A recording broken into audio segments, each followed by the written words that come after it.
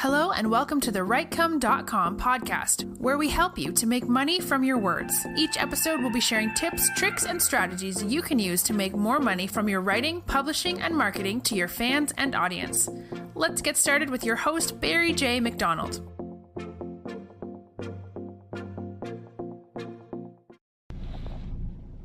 Hi, this is Barry here, and you are very welcome to today's podcast episode from Writecome.com. And today's podcast episode is entitled, How Would You Put Yourself Out of Business? Now, I don't know what you are doing right now, whether it's writing, publishing, or podcasting, or whatever it is, but whatever you are doing right now, how would you be put out of business? How would your competitors rob your audience? How would they muscle in on your niche? But how would they take over what you are doing at the moment? Now, it's not something we would like to think about. We would like to always think that our business is always going to be hunky-dory, it's going to be rosy, our customers are always going to be happy with us, they're always going to buy our products, and we are never going to suffer from other people coming into our niche or setting up a store next door to us selling the exact same things as we are. And unfortunately, 2021 has been a big wake-up call for a lot of people offline, in that it has thrown a spanner in the works, and it's something that none of them seen coming. And because of that, unfortunately, their business have suffered from it. If gyms maybe had realised that we are leaving ourselves a little bit vulnerable, what would happen if our patrons or our coaches or whatever couldn't get into the gym every day to deal with clients, or people couldn't get in to do the workout? How would we get over that problem? And a lot of them probably haven't taken that into consideration, and because of that, then they have been on the back foot when the coronavirus kicked in. So for the first couple of weeks, they probably were thinking, well, we'll sit this out and see how it's going to go through. And then as the weeks have gone on, they realise, well, this isn't going to go back to normal, we need to do something.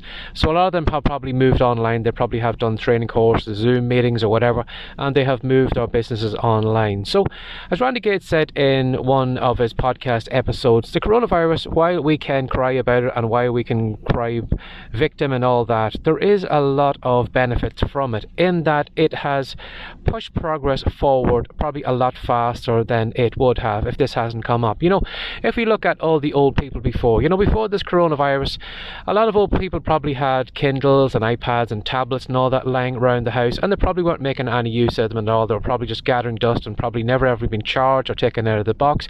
But right now, a lot of old people have opened up those tablets, and all of a sudden now they are on Zoom calls to relatives all over the world. They are dealing with emails. They're probably on social media, keeping up with friends and all the people that they can't mix with at the moment. And they are probably doing a lot of online shopping. As Randy said in his podcast episode, his mother is probably a prime example of that, in that she's 85, and for the longest time he's been telling her how easy it is to do her online shopping, how easy it is to get her groceries delivered to the store, and all the benefits of being online. And for the longest time she's fought him on it, and now because of the way everything is at the moment, he said, like, she's doing Zoom calls, she's doing emails, she's doing tweets, social media and everything. So she's all over the place because of that. And again, too, as I said, the gyms and everything, because of that, of the spanner that 2021 has thrown into the works, they have moved their businesses online. Again, even businesses who were offline, brick and mortar businesses, have realised, well, something, we can't get our staff in, so we can get them to work from home, and we can set them up virtually, and they can do all the calls from home, or they can deal with customers from home, but they can do all that. Now, I want you to think about when this coronavirus does go away, and this kind of idea has been let out of the box. Are things ever going to go back to the where they were originally? I'm sure there's a lot of businesses right now who have realised, something, we have paid a fortune on rent for premises right now, all the kind of benefits we have for staff, the insurance we have to pay because they are on the premises, and because they are working from home now, we don't need to heat them, we don't need to feed them, we don't need to insure them for our public liability because they're not on any premises. And the money we are paying for rent right now is something that we could save and we could direct into another part of the business. So you will probably find a lot of businesses now will never ever go back to the way they were before. And again, you probably will find people too who are maybe working or who are doing workouts from home, or dealing with whatever gym maybe they're dealing with, and are going to fall in love with their online courses, in that maybe they might have bought a couple of pieces of equipment on Amazon or whatever, so they're doing their home workouts. And the thought of maybe going back to a crowded gym where they have to fight over equipment, where they have to, constantly rub down sweaty equipment, and they are constantly, having to go maybe exercise at times maybe when the gym isn't open. For example, maybe they had to wait until 9 o'clock until the gym opened, but right now at the moment they are getting the workouts done virtually at 6 o'clock in the morning or whatever.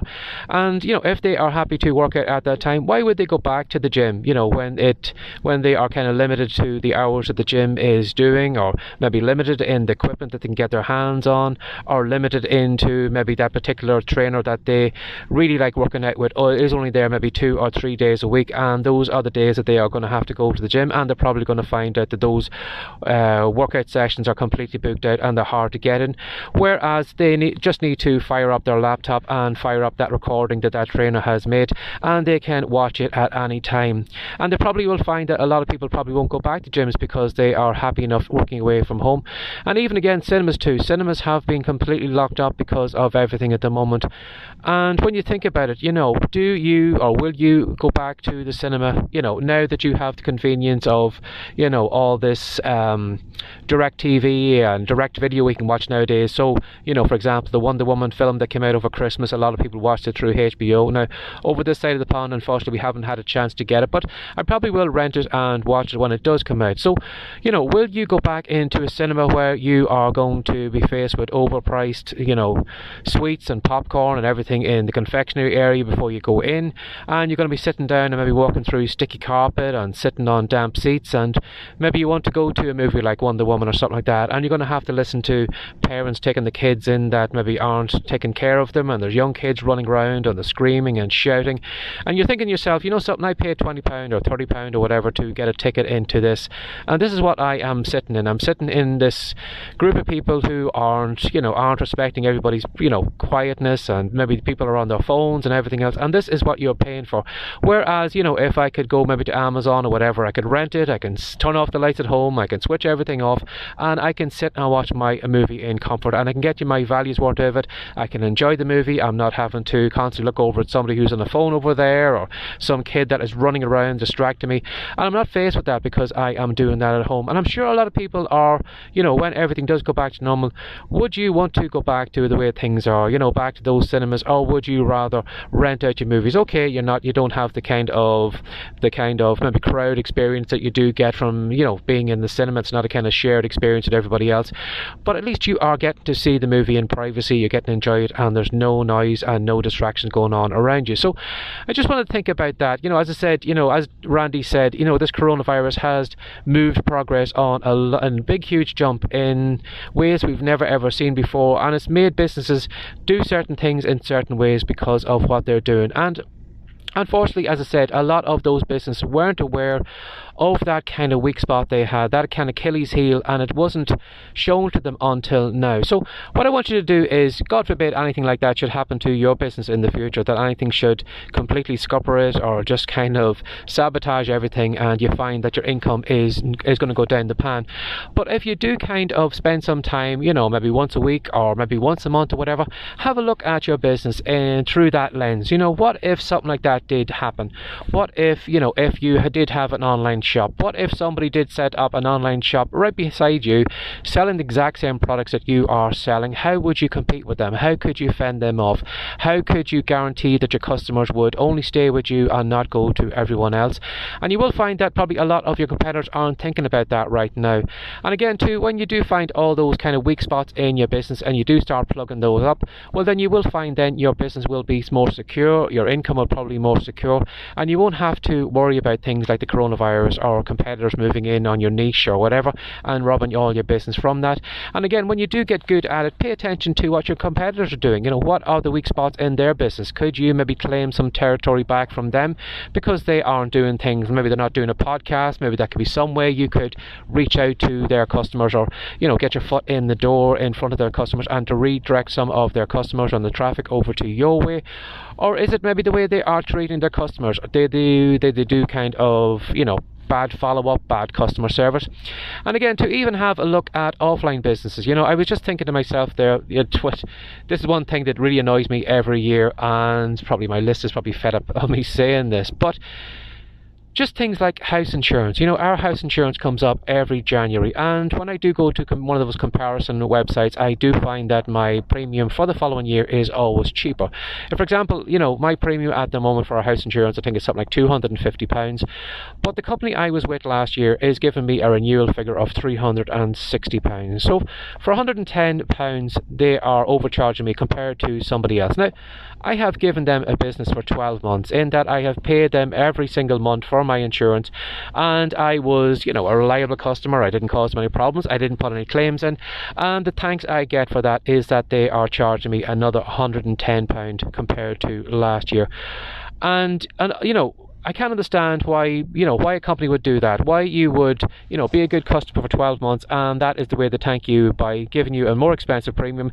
And I'm sure if I went onto one of those comparison sites and looked up that company, I'm sure if I was a brand new customer today, they would treat me in a far different way. So, if you could take something like that an online company like that is ripping off their established customers and treating their new customers in a far, far different way, could there be something you could take into your own business in that, if you have regular customers, could you give them the best discounts on any new products coming out?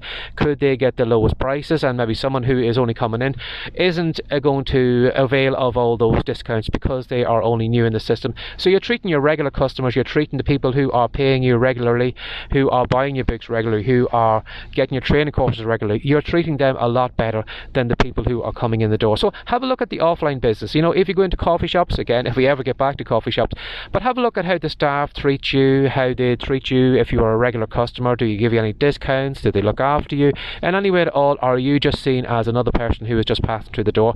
And have a look at how they are dealing with that. And if you were to set up a coffee shop, or if you were to set up a clothes shop, or if you were to set up maybe hardware shop or whatever, how could you use those weaknesses against them? How would you do that? So I want you to get in the habit of having a look at the weaknesses of businesses, how they are treating customers badly, how they are not doing good follow-ups, how they are just taking all the business for granted, and then taking that into your own business, whatever you are learning offline or off your competitors, whatever, and have a look and see, is there some way you can use that in your own business? Could you maybe set up an email kind of response that when somebody buys your product, that for the next 5 or 6 days you are constantly in contact with them, how you're getting on, maybe giving them tips, maybe you should try doing this first. If you have any difficulty, get back in touch with me, so they always know that you're not too far away. Could you do something like that? So have a look at your business today and look at it through the eyes of, how could I put myself out of business? Now, you might fear that, you might say, well, that's not something I want to do. I don't want to go down that route. I don't want to look at all the negative aspects or all the weak points of my business. But if you don't do that, your competitors are certainly doing that right now. They are going to look at how they can take your customers off you, how they can move into your niche, how they can rob everything, how they can clone your blogs or whatever. They are going to do that, and for you to prevent that happening, you've got to plug up all those kind of sinkholes or all those kind of weak areas in your business to make your business stronger, because it's what the big businesses do. Coke are constantly looking at Pepsi, looking at how they are going to rob some of their customers off them, and again, Pepsi are looking back the other way. You have people like Nike, Adidas are always competing against each other. How can we come up with a better trainer than they can? How can we take some of their customers over here? How can we do this and how can we do that? So all the big companies are doing that, and because of that, then they're probably plugging up some weaknesses in their own businesses, and their businesses are getting stronger because of it. Pardon me for a second, I had to get a hiccup or something coming on there. So as always, hopefully this is going to help somebody out, but have a look at how you could put yourself out of business this year, because as I said, a lot of businesses are going to come out of the coronavirus and looking at their business in a completely different way. Those that are still around, some business might never ever come back because of what's happened. So have a look at your business and see what are the weaknesses in it right now. So as always, if you'd like to reach out to me, or if you'd like me to cover something in an upcoming podcast episode, if you want to reach out to barryjmcdonald@gmail.com, or if you'd like to find more of this great content, if you do a search on iTunes or Facebook or YouTube or whatever, you will find all the content all over the web and on Google as well too. If you do a search for Writecome, that's WRITECOME.com. And as always, thanks for sharing your time again today. Take care and have a great day. Bye-bye. Thanks for joining us today. If you'd like more from the Writecome.com podcast, be sure to subscribe now for more tips, tricks, and ideas you can use to make more money from your words. See you in the next episode.